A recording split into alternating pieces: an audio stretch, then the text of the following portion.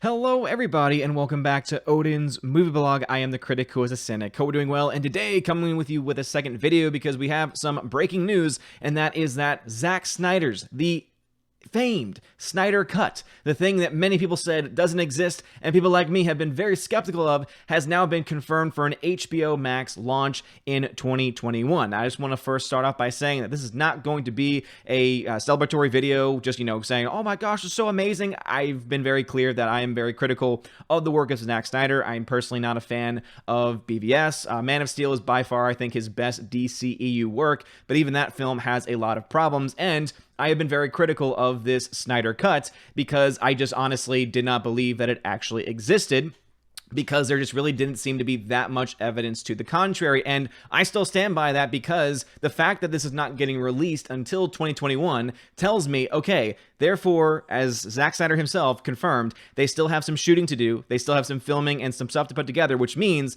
the Snyder Cut, as it will be known for the future for always, does not actually exist yet. So I am still technically correct on that point, because as I've mentioned, could it potentially exist? Sure. Again, there was always those reports that there was a lot of footage that was unused. The cinematographer at one point said that about 90% of what they had shot with Zack Snyder didn't end up in the final product with, of course, Joss Whedon at the helm. But even with all that being said, the fact that they still do have to shoot things and bring things in, and obviously having someone like Henry Cavill on board is going to help with that tremendously, because he is, pretty much the center point of the Justice League, not just in this poster, but also in the film world itself, is a really cool thing. And I do think there's some positive things to say here. One, Henry Cavill has kind of become this hero of character, especially in the year 2020, and with the work that he's been doing with The Witcher, with him just showing the fact that he is a major gaming nerd, things like that. It's just really cool to see him, and how he was on this like Hangouts call, or I guess they were using StreamYard's call with Zack Snyder. They were doing commentary on Man of Steel, and then at the very end, they did this whole reveal where it was like, oh yeah, maybe I'll show this, maybe who knows,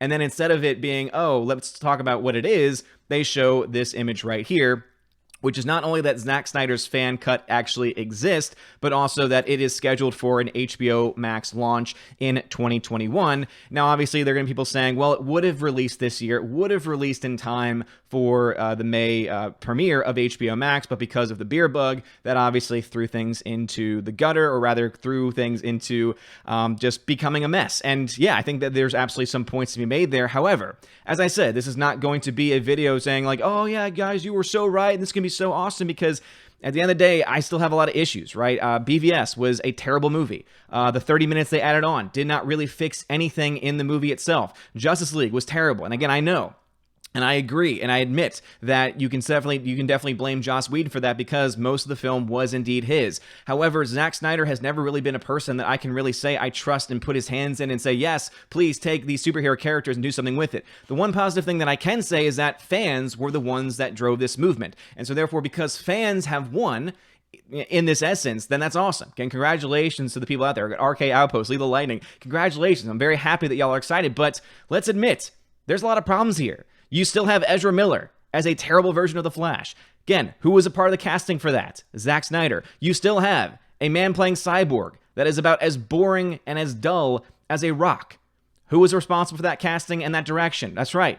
Partly it was Zack Snyder. So could some of those issues possibly be fixed? Possibly, but based on the history of what we've gotten from Zack Snyder, I just don't see it happening. We all know Zack Snyder is so much more a visual person than he is an actual content person. He's always been style over substance. Go back to any of his movies, and most of them still don't hold up to this day.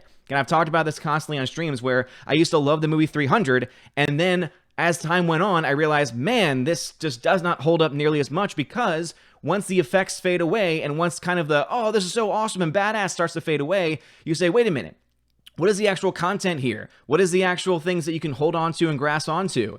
And then it just totally disappears. Because again, you realize, oh, he's all flash in the pan. He is all trying to put that style in front of you and trying to make you look at all these things going on screen, most of which is usually bad CGI, and he's not going to have anything underneath it. So, as I said before, I'm still going to be very critical of this. I still plan to watch it, because I plan to have HBO Max just in general, and so since it'll be on there, hey, might as well watch it. And I would love to actually, and this is probably what I'm going to end up doing next year, if this comes out, because that's the other thing too.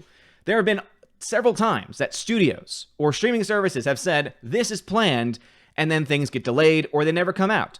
So in reality, the HBO Max Snyder Cut does not actually exist until it gets released. Until it actually gets finished filming, which Zack Snyder has confirmed it's not finished filming, which means it does not exist. So I think there's a middle road here, that I think both sides were right. Is there truth to the fact that he has been wanting to push a Snyder Cut? He's wanted to push his own version and vision of the film, and the fans have been supportive of that? Absolutely. But is it also true that that film does not actually exist in the way that he wants it to? Yes. So both sides are technically right on that. Now, the people that are wrong are the ones that say, oh, nothing exists at all. There is no desire there. There is nothing to disappoint. And again, to those people, obviously, I think that there's definitely some egg on their face.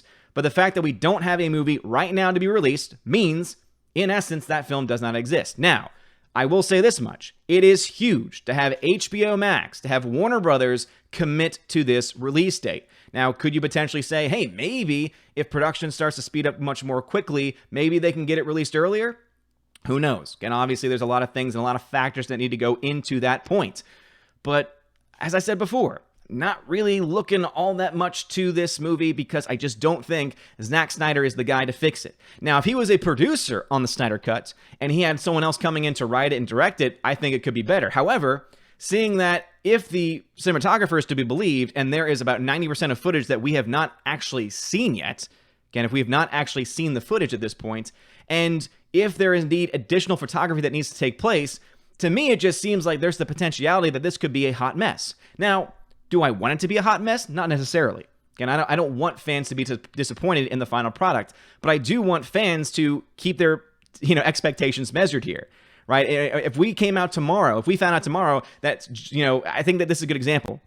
If they came out tomorrow, if Disney came out tomorrow and said, oh, we're going to have a George Lucas cut, or a George Lucas sequel trilogy, or we're going to reshoot the movies with George Lucas at the helm, people would be rightfully excited about that, most likely. However, I would be saying the same thing there that I'm saying now, which is, yeah, but it's still Disney. Yeah, but it still needs to come out. Yeah, it still needs to be finished. It still needs to actually go through the product of having the final cut. And a lot of things can happen on that path, and a lot of things can happen on that road. So, again, I'm happy that the release of Snyder Cut fans are happy. But as I said, there is still no actual Snyder Cut yet. But I will give you this. There is an official release date, if they're actually able to get to that point. Again, if the photography can get finished, if the edit can get finished in time, then we'll have it. As soon as it releases, I'll say, yes, you're right. We finally now, in 2021, have a Snyder Cut. It now actually exists.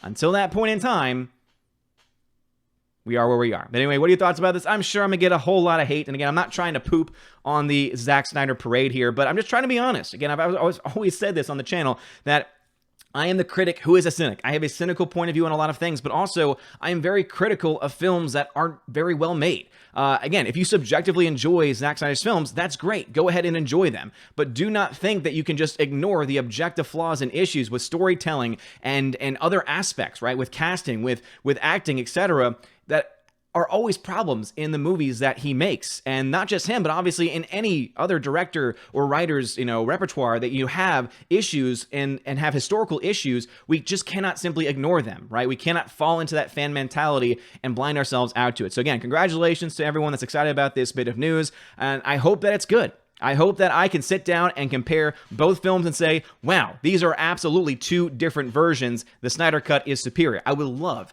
to be able to say that.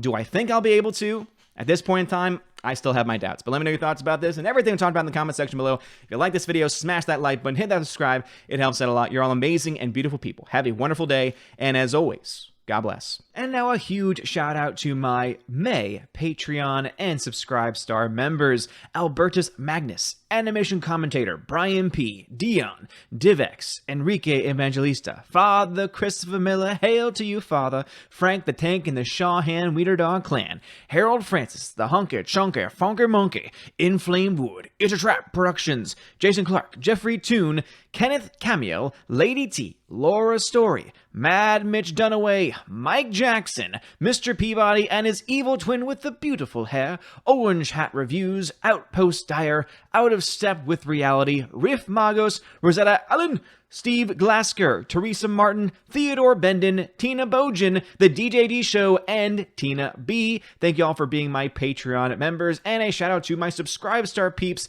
John B., Perpetual Punster, Robert Revo, Mr. Roy, Glinzer, G2 Cool 99, Darkstar 57, J. Alex MacArthur Jr., US 888209 Fast, Dean Heiss, Harold Francis, J. Rod the Beer Guru, Nevadon G. Adams, and ZK Man. And a special shout out to David Bobrizik and Edgardo Martinez.